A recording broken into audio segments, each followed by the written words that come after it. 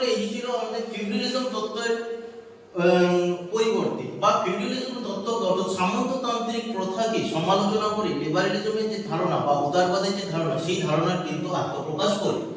লিবারালিজমের ধারণা কি বলেছিল? ব্যক্তি লিবারালিজম বা উদারবাদের যে ধারণা রয়েছে তার মূল থিম বা মূল কনসেপ্ট হলো ইন্ডিভিজুয়াল লিবার্টি, অর্থাৎ ব্যক্তির স্বাধীনতা।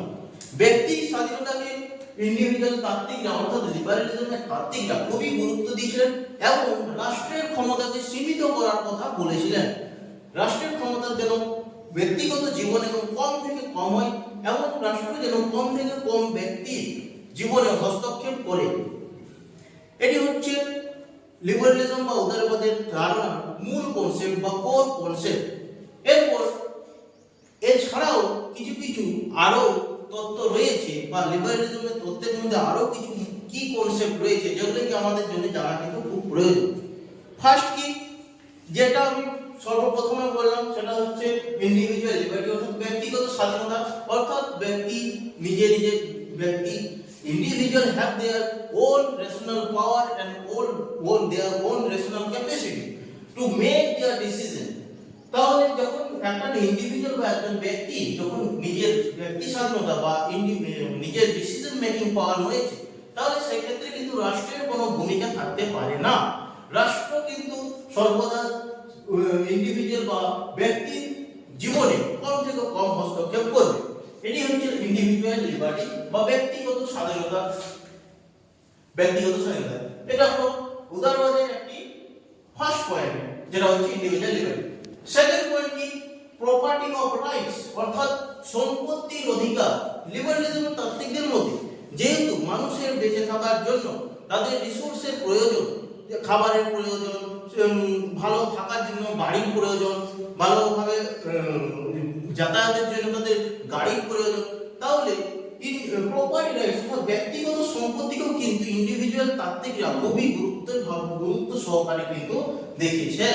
অর্থাৎ কি, ইন্ডিভিজুয়াল অর্থাৎ ব্যক্তি কিন্তু প্রপার্টি রাইটস থাকা প্রয়োজন, অর্থাৎ সম্পত্তির অধিকার কিন্তু খুবই একটি প্রয়োজনীয় জিনিস উদারবাদী তাত্ত্বিকদের মধ্যে। এবং এই যে প্রপার্টি রাইটস রয়েছে ব্যক্তির, অর্থাৎ ব্যক্তির যে সম্পত্তি রয়েছে সেই সম্পত্তিতে কিন্তু রাষ্ট্র যেন কোনো প্রকারের কোনো হস্তক্ষেপ না করে, এই গেল প্রপার্টি রাইটসের কথা।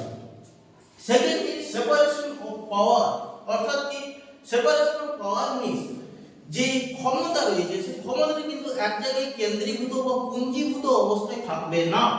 ক্ষমতা সবসময় সেপারেট হয়ে থাকবে, অর্থাৎ ক্ষমতার বিকেন্দ্রীকরণ।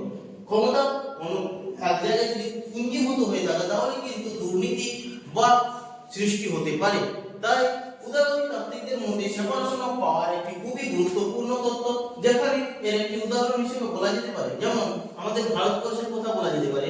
ভারতবর্ষে কি রয়েছে? একজন কেন্দ্র সরকার রয়েছে, কেন্দ্র সরকারের নিচে কি রয়েছে? রাজ্য সরকার রয়েছে। এরপর কেন্দ্রের হাতে কিন্তু সমস্ত ক্ষমতা কিন্তু পুঞ্জীভূত অবস্থায় নেই, ঠিক আছে? রাজ্য সরকারের নিচে কি রয়েছে? রাজ্য সরকারের নিচে রয়েছে ডিস্ট্রিক্ট অর্থাৎ জেলা প্রশাসন, জেলা প্রশাসনের নিচে কি রয়েছে? ব্লক প্রশাসন, ব্লক প্রশাসনের নিচে কি রয়েছে? পঞ্চায়েত ব্যবস্থা। তাহলে আমাদের যে একটা পাওয়ার ডিস্ট্রিবিউশন অর্থাৎ ক্ষমতার যে বিকেন্দ্রীকরণ এই ব্যবস্থা কিন্তু আমাদের সোসাইটিতে অর্থাৎ ইন্ডিয়ান কনস্টিটিউশন বা ইন্ডিয়ান রাষ্ট্র পরিচালনার ক্ষেত্রে কিন্তু দেখা যায়। এটি হচ্ছে সেপারেশন অফ পাওয়ারের উদাহরণ। অর্থাৎ কি ক্ষমতা কিন্তু কেন্দ্র সরকারের হাতে পুঞ্জীভূত অবস্থায় থাকবে না, ক্ষমতা কিন্তু সবার মধ্যে সীমিত, সবার মধ্যে বন্টন অবস্থায় থাকবে। এর একটি আরেকটি উদাহরণ, রাজ্য সরকার কিন্তু নিজের স্বইচ্ছায় কিন্তু অনেক কিছু তার সিদ্ধান্ত গ্রহণ করার কিন্তু ক্যাপাসিটি রয়েছে, যেগুলো কিন্তু রাজ্য সরকার নিজে থেকে কিন্তু সিদ্ধান্ত গ্রহণ করতে সক্ষম। ঠিক আছে, এই separation of power, separation of power. তারপর কি লিমিটেড গভর্নমেন্ট, অর্থাৎ কি লিমিটেড গভর্নমেন্ট মিন্স অর্থাৎ সরকার ক্ষমতা হবে সীমিত। অর্থাৎ কি সরকার কাজ করবে একটা নাইট ওয়াচম্যান হিসেবে। নাইট ওয়াচম্যান মানে কি? একটা ওয়াচম্যানের কাজ আমাদের বাড়ির পাহারা দেবো, ঠিক আছে? এটা ওয়াচম্যান কাজ হচ্ছে আমার বাড়ির পাহারা দেবো। যেমন ওয়াচম্যান আমাদের বাড়ির ভিতর ঢুকে না, তার হচ্ছে কাজ হচ্ছে বাড়ির বাইরে কি হচ্ছে যাতে করে কোনো বাইরের শত্রু বা বাইরের কেউ অজানা ব্যক্তি যাতে করে আমাদের বাড়ির মধ্যে প্রবেশ করতে না পারে সেই দিকে লক্ষ্য রাখার কাজ হচ্ছে আমাদের watchman.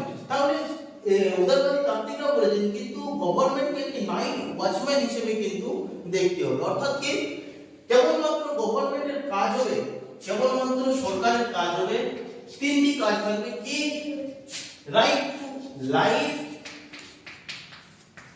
Liberty and property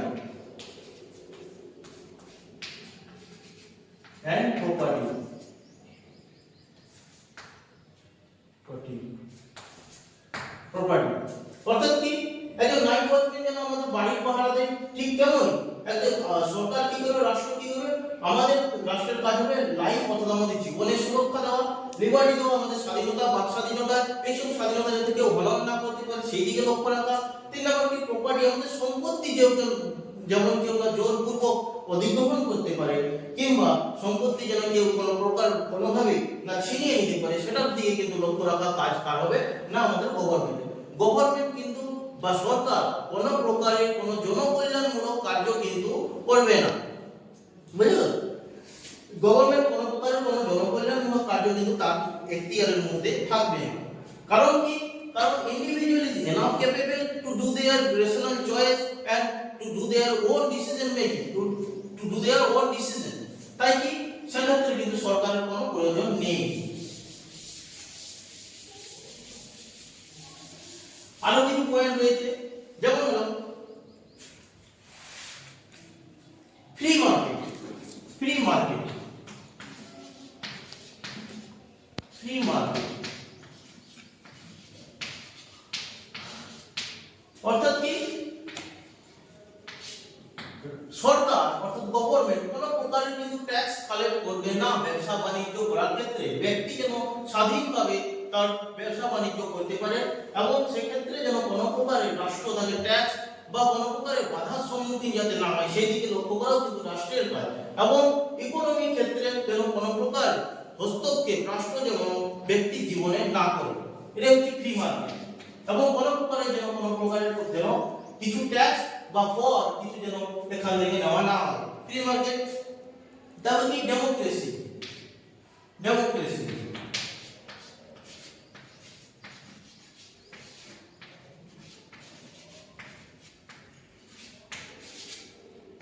democracy অর্থাৎ কি গণতন্ত্র।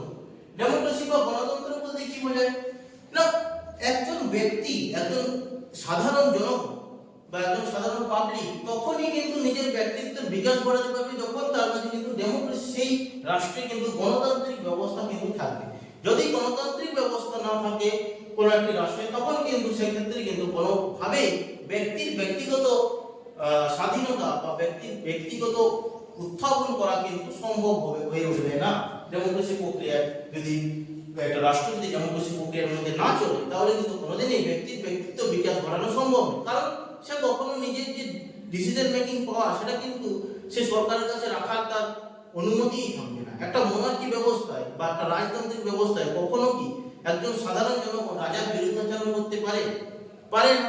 তার কারণ কি, কারণ রাজার বিরুদ্ধাচরণ সেখানে বললে তাকে কিন্তু ফাঁসিতে চড়িয়ে দেওয়া হবে। কিন্তু একটা গণতান্ত্রিক ব্যবস্থায় সাধারণ জনগণ যদি সরকার কিছু অনৈতিক কাজকর্ম করে তাহলে কিন্তু সেক্ষেত্রে সাধারণ জনগণের একটি অধিকার রয়েছে যে সে কিন্তু সরকারের বিরুদ্ধাচরণ করার ক্ষমতা এবং সরকারের বিরুদ্ধাচরণ করার তার কাছে পাওয়ার রয়েছে। এই একটি ডেমোক্রেসি। তাই ডেমোক্রেসি যদি না থাকে তাহলে কিন্তু কোনোদিনই সম্ভব নয় লিবারেলিজমকে প্রতিষ্ঠা করা। তো কি কনস্টিটিউশন কন্ট্রাক্ট ফিলোসফি অর্থাৎ কি কন্ট্রাক্ট ফিলোসফি, কন্ট্রাক্ট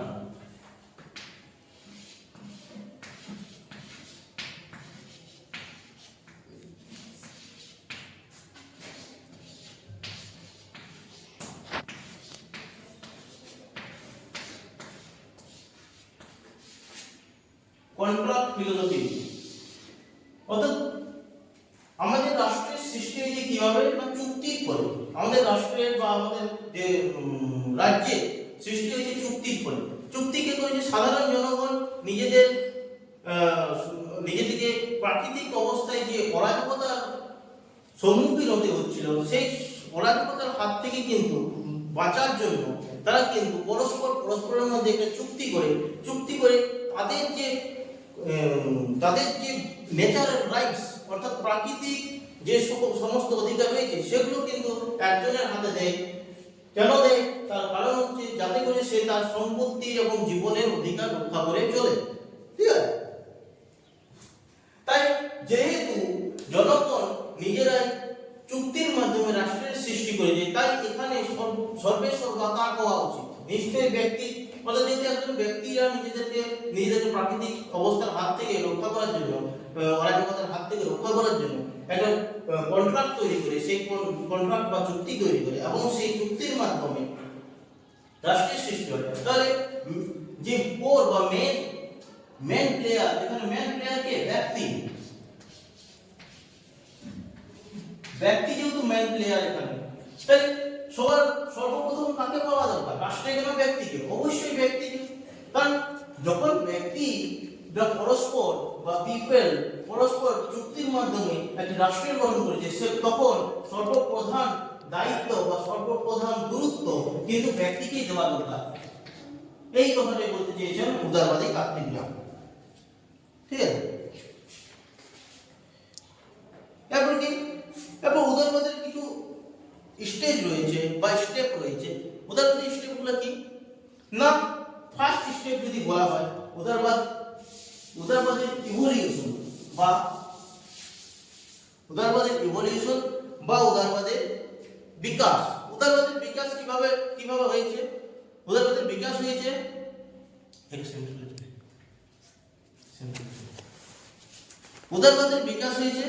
কিভাবে?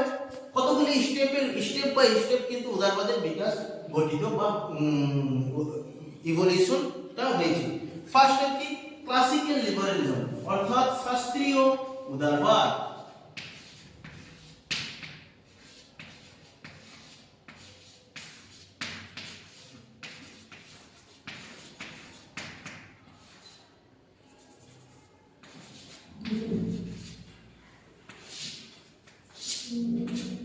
শাস্ত্রীয় উদারবাদ, এটার সময় কি ছিল? এর সময় ছিল 17th সেঞ্চুরি থেকে 19th সেঞ্চুরি। ঠিক আছে? 17th থেকে 19th সেঞ্চুরির মধ্যে কিন্তু ক্লাসিক্যাল উদারবাদের উদ্ভব হয়। অর্থাৎ যদি সাল বলা হয় তাহলে এটা কিন্তু হবে অর্থাৎ 1600 থেকে 1800 খ্রিস্টাব্দ। ঠিক আছে? ক্লাসিক্যাল উদারবাদের উদ্ভব হয় 1600 থেকে 1800 খ্রিস্টাব্দের মধ্যে। অর্থাৎ ক্লাসিক্যাল লিবারালিজম অর্থাৎ কি? লিবারালিজমের যে মূল ধারণা বা লিবারালিজমের যে মূল কনসেপ্ট অর্থাৎ ব্যক্তিগত স্বাধীনতা, ফ্রি মার্কেট, ইকোনমিক্যালি কোনো হস্তক্ষেপকৃত রাষ্ট্র করবে না, ব্যক্তির জীবনে রাষ্ট্র কোনো হস্তক্ষেপ করতে আসবে না, এমনকি রাষ্ট্র কোনো প্রকারের জনকল্যাণমূলক কার্য কিন্তু করবে না। কেন করবে না? কারণ ব্যক্তির কিন্তু ইন্ডিভিজুয়াল এতটা ক্যাপাসিটি রয়েছে, এতটা রিজন রয়েছে, এতটা তর্ক রয়েছে যে এবং তার্কিক ক্ষমতা রয়েছে, যাতে করে তারা কিন্তু রাষ্ট্রের প্রয়োজন নেই, তাদের ব্যক্তিত্বের বিকাশের ঘটানোর ক্ষেত্রে কিন্তু রাষ্ট্রের কোনো প্রয়োজন নেই। তারা নিজেরাই নিজেদের জন্য সামর্থ্য তাদের বিকাশ ঘটানোর জন্য। ক্লাসিক্যাল লিবারালিজম তত্ত্ব এই বলেছে। এবং রাষ্ট্রের কোনো প্রকার যেন জনকল্যাণমূলক কার্যকর না করে এবং রাষ্ট্রের প্রয়োজন নেই কোনো প্রকারের জনকল্যাণমূলক কার্যকর করার, এবং তার সঙ্গে কি জনকল্যাণমূলক কার্যকর করার জন্য কোনো প্রকারের ট্যাক্স কালেক্ট করা বা কর নেওয়া জনগণের কাছ থেকে, সেটা কিন্তু রাষ্ট্রের এখতিয়ারের মধ্যে পড়ে না। রাষ্ট্র ব্যক্তিকে যেন ব্যক্তির মধ্যেই ছেড়ে দেওয়া হয়। তারা যথেষ্ট ক্যাপাসিটি রয়েছে এবং যথেষ্ট ক্যাপাবিলিটি রয়েছে তারা নিজেদেরকে ব্যক্তিত্বের বিকাশ ঘটানোর জন্য। ঠিক আছে? রাষ্ট্রের কি ক্লাসিক্যাল লিবারালিজমের মধ্যে কি বলেছেন? রাষ্ট্রের কেবলমাত্র কাজ হবে লাইফ, লিবার্টি এবং প্রপার্টি, এই তিনটা রক্ষা করাই হচ্ছে কেবলমাত্র রাষ্ট্রের কাজ। এর বাইরে কিন্তু রাষ্ট্রের কোনো কাজ থাকার কোনো প্রয়োজন নেই। অর্থাৎ লাইফ, লিবার্টি, প্রপার্টি, জনগণের অর্থাৎ জীবনের অধিকার, স্বাধীনতার অধিকার এবং সম্পত্তির অধিকার, এই তিনটি অধিকার যদি দেওয়া হয় জনগণকে তাহলে কিন্তু ব্যক্তি কিন্তু নিজের ব্যক্তিত্বের বিকাশ ঘটানোর ক্ষেত্রে কিন্তু যথেষ্ট ক্যাপাসিটি রয়েছে, যথেষ্ট ক্যাপেবল। ওকে? তারপর কি এই ক্লাসিক্যাল কার বিরুদ্ধে দিচ্ছে?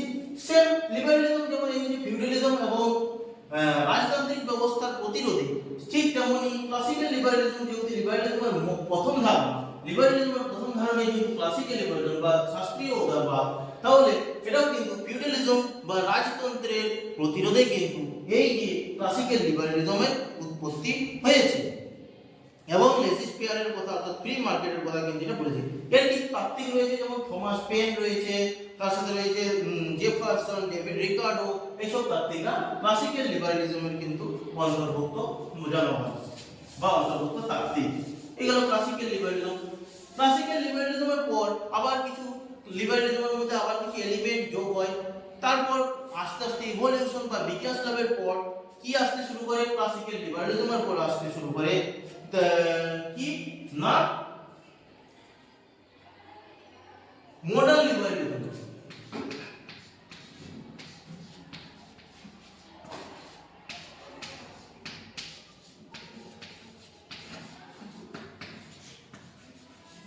মডার্ন লিবারেলিজম অর্থাৎ আধুনিক উদারবাদ।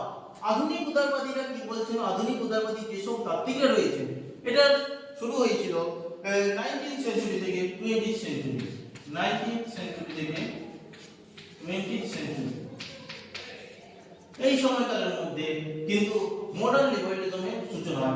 মডার্ন লিবারেলিজম তাত্ত্বিক অর্থাৎ আধুনিক উদারবাদী যে তাত্ত্বিকরা রয়েছেন, তারা কিন্তু ক্লাসিক্যাল লিবারেলিজমের ধারণাটিকে একটু আপডেট ভার্সনে নিয়ে আসে এবং সেই আপডেট করে কি করে? অবশ্যই ব্যক্তিকে ব্যক্তিত্ব বিকাশ ঘটানো প্রয়োজন এবং ব্যক্তিকে ব্যক্তিত্ব বিকাশ ঘটানোর ক্ষেত্রে রাষ্ট্রের কোনো ভূমিকা, রাষ্ট্রের যেন কোনো প্রকার হস্তক্ষেপ না করে, সেই ধারণাকে কিন্তু তারা সমর্থন করেছে। কিন্তু মডার্ন লিবারেলিজম বা আধুনিক লিবারেলিজমের তাত্ত্বিকরা কি বলেছেন? যে রাষ্ট্রকে কিন্তু জনকল্যাণমূলক কাজকর্ম অর্থাৎ ওয়েলফেয়ার, পাবলিক ওয়েলফেয়ার,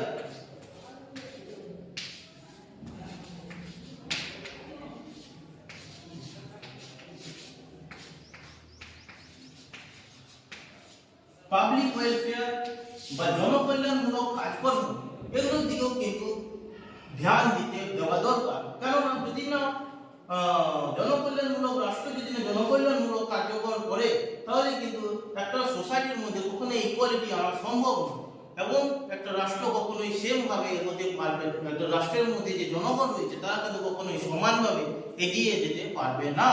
তারা কিন্তু সর্বদা একটা শ্রেণী উত্থাপন ঘটবে এবং আরেকটা শ্রেণী কিন্তু নিম্নের দিকে যেতে থাকবে। অর্থাৎ কি, পাবলিক ওয়েলফেয়ারের ক্ষেত্রে বা জনকল্যাণমূলক কাজকর্মের ক্ষেত্রে কিন্তু রাষ্ট্রিক অর্থাৎ ক্লাসিক মডার্ন লিবারেলিজম যে পাবলিক ওয়েলফেয়ারের কথা বলেছেন তাত্ত্বিকরা, ক্লাসিক্যাল লিবারেলিজমের তত্ত্বের দিক থেকে একটু বেরিয়ে এসে লিবারেলিজম পাবলিক ওয়েলফেয়ার যে কনসেপ্ট, সেটা কিন্তু মডার্ন লিবারেলিজম তাত্ত্বিকরা কিন্তু যোগ করে।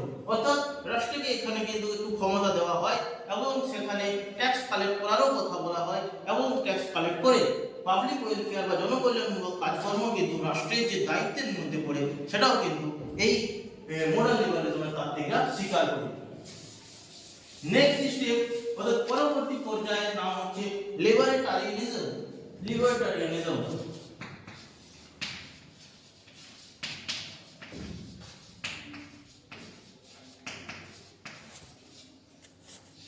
লিবার্টারিয়ানিজম তাত্ত্বিকরা কি বলেছে? যে ওল্ড কনসেপ্ট, লিবারেলিজমের যে পুরাতন ধারণা বা ক্লাসিক্যাল লিবারেলিজমের যে ধারণা, সেই ধারণাকেই কিন্তু তারা আবার পুনরায় নিয়ে আসার চেষ্টা করেছে। কিভাবে না, এই যে এই যে মডার্ন লিবারেলিজম তাত্ত্বিকরা ওয়েলফেয়ারের কথা বলেছিলেন, জনকল্যাণমূলক কাজকর্মের কথা বলেছিলেন, প্রোগ্রেসিভ ট্যাক্সেশনের কথা বলেছিলেন, এই সব কথাগুলো কিন্তু তারা কিন্তু স্বীকার করেন। তারা ওল্ড যে লিবারেলিজমের ধারণা, ক্লাসিক্যাল লিবারেলিজমের যে ধারণা রয়েছে, ক্লাসিক্যাল লিবারেলিজমের যে ধারণা রয়েছে, সেই ধারণাগুলোকে কিন্তু পুনরায় প্রতিষ্ঠিত করে কে না লিবার্টারিয়ানিজমের তাত্ত্বিকরা। তারা বলেছেন যে উদারবাদের যে আগেকার ধারণা, সেগুলাই কিন্তু খুব সুন্দর এবং সেগুলো কিন্তু খুব ক্যাপেবিলিটি রয়েছে উদারবাদকে। তাই এই কোন রাষ্ট্রের কিন্তু ক্ষমতা কোনো জনকল্যাণমূলক কাজকর্ম করার প্রয়োজন নেই, প্রোগ্রেসিভ ট্যাক্সেশনের প্রয়োজন নেই, কেবলমাত্র লাইফ লিবার্টি এবং প্রপার্টি অর্থাৎ সম্পত্তির অধিকার, বেঁচে থাকার অধিকার এবং স্বাধীনতার অধিকার, এই অধিকারগুলি রক্ষা করলেই কিন্তু রাষ্ট্রের পক্ষে এনাফ, এবং তাকে কিন্তু কোনো প্রকার ব্যক্তির লাইফে বা ব্যক্তির জীবনে কিন্তু হস্তক্ষেপ করার প্রয়োজন নেই। এটি বলেছিলেন লিবার্টারিয়ানিজম তাত্ত্বিকরা। অর্থাৎ ক্লাসিক্যাল লিবারালিজম যে ধারণা, সেই ধারণা অ্যাজ টু অ্যাজ ফলো করছে লিবার্টারিয়ানিজমের তাত্ত্বিকরা। কিন্তু এখানের মধ্যে একটু পার্থক্য রয়েছে। যে পার্থক্যটা কি, ক্লাসিক্যাল লিবারালিজম এর উৎপত্তি অর্থাৎ শাস্ত্রীয় উদারবাদের উৎপত্তি হয়েছিল কিন্তু কোন ধারণার বিপরীতে বা কোন ধারণাকে সমালোচনা করে, সেটা হয়েছিল মোনার্কিক ব্যবস্থা বা সামন্ততান্ত্রিক ব্যবস্থার বিরোধিতায় কিন্তু ক্লাসিক্যাল লিবারালিজম তত্ত্বের সূচনা হয়। আর এখানে লিবার্টারিয়ানিজমের তত্ত্বের সূচনা হয়েছিল কিন্তু মডার্ন লিবারালিজমের সমালোচনার মাধ্যমে। তাহলে ক্লাসিক্যাল লিবারালিজম এবং লিবার্টারিয়ানিজমের মধ্যে যদি পার্থক্য বলা হয়, এটা একই পার্থক্য, যেটা হচ্ছে কিনা যে ক্লাসিক্যাল লিবারালিজম উৎপত্তি হয়েছিল মোনার্কিক ব্যবস্থা, রাজতান্ত্রিক ব্যবস্থা বা সামন্ততান্ত্রিক ব্যবস্থার বিপরীতে, এবং লিবার্টারিয়ানিজমের উৎপত্তি হয়েছিল কেবলমাত্র কার না মডার্ন লিবারালিজমের তত্ত্বের বিরোধার্থী। এরপর আসছে কি, এরপর যে নিউ লিবারালিজম। এখানে কিন্তু একটা কথা বলে রাখা খুব প্রয়োজন, নিউ লিবারালিজম কিন্তু নয়, এই স্টেজের নাম হচ্ছে নিও লিবারালিজম। নিও, NEO, নিও liberalism.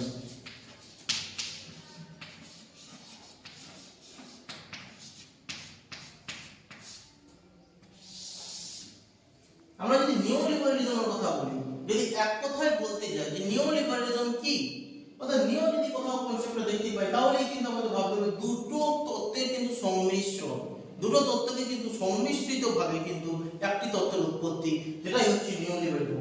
That we can say that the marriage between classical liberalism and modern liberalism, the marriage between classical liberalism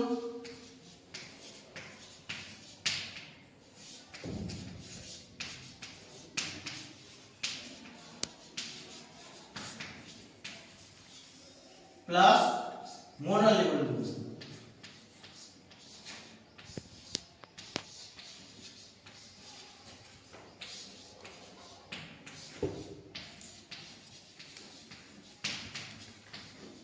অর্থাৎ কি, শাস্ত্রীয় উদারবাদ এবং আধুনিক উদারবাদ দুজনে মিলিত অবস্থায় অর্থাৎ বৈবাহিক যদি সম্পর্ক বলা হয়, ম্যারেজ সম্পর্কের ফলে কার সৃষ্টি হয়েছে না নিউ লিবারালিজম। অর্থাৎ কি, ক্লাসিক্যাল লিবারালিজমের যে কিছু ধারণা রয়েছে সেটাও এবং মডার্ন লিবারালিজমের যে ধারণা রয়েছে সেটাও, সেই দুজনের সংমিশ্রণে কিন্তু নিউ লিবারালিজমের উৎপত্তি হয়। তাহলে এই ক্লাসিক্যাল লিবারালিজম এবং মডার্ন লিবারালিজম দুটোর সংমিশ্রণে তৈরি হয় নিউ লিবারালিজম। অর্থাৎ কি, এই যে নব্য উদারবাদে কি বলেছেন, নব্য উদারবাদী তাত্ত্বিকরা অবশ্যই ব্যক্তি স্বাধীনতার কথা বলেছেন, ফ্রি মার্কেটের কথা বলেছেন, যেখানে কিন্তু মার্কেট ফ্রি করে দেওয়ার কথা বলা হয়েছে, কিন্তু তার সঙ্গে সঙ্গে প্রোগ্রেসিভ ট্যাক্সেশন, অর্থাৎ কি প্রোগ্রেসিভ ট্যাক্সেশনের মানে হচ্ছে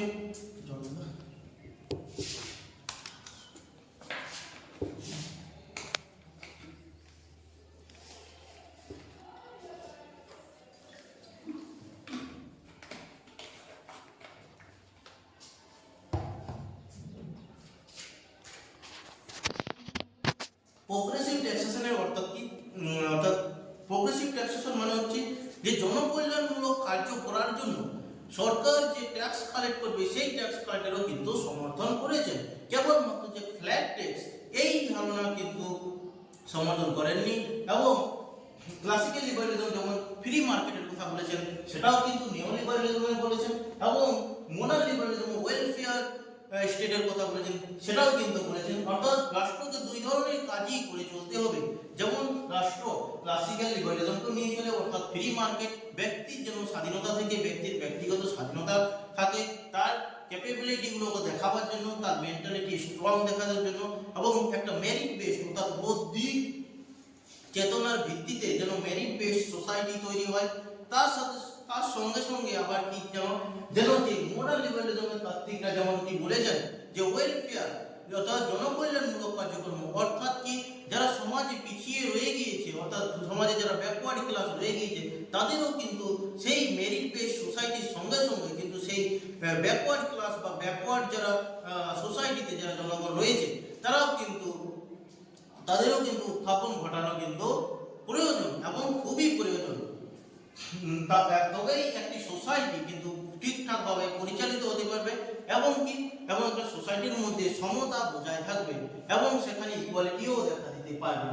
যদি না দুটো কনসেপ্টকে একসঙ্গে না নিয়ে চলা হয় তাহলে কিন্তু একটি রাষ্ট্রের পক্ষে বা একটি সমাজের পক্ষে কখনোই কিন্তু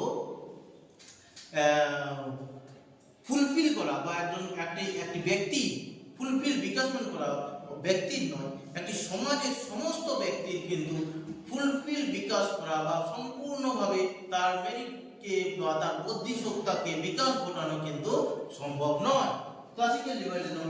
এবং তাই কেবলমাত্র লিবারেলিজমের কেবলমাত্র একটি ধারণার দ্বারা কিন্তু লিবারেলিজমকে পরিচালনা করা যায় না।